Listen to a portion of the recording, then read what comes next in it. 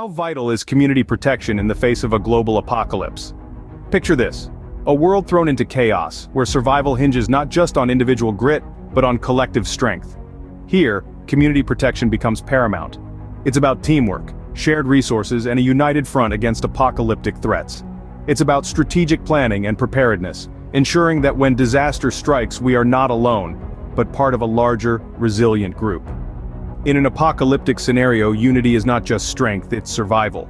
So what do you need to consider for effective community protection during a global apocalypse?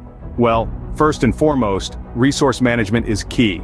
Ensuring that everyone has access to basic necessities like food, water, and shelter is vital. It's not just about stockpiling, it's about sustainable solutions like community gardens and rainwater collection systems.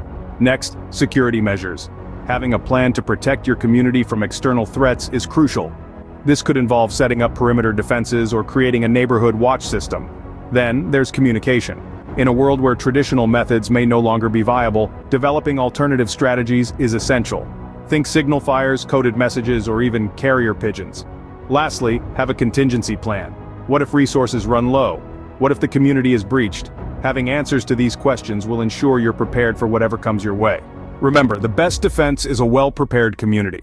Now let's quickly recap the key points we've discussed. In a global apocalypse, community protection is paramount. It's all about teamwork, pooling resources, collective defense, strategic planning, and preparedness.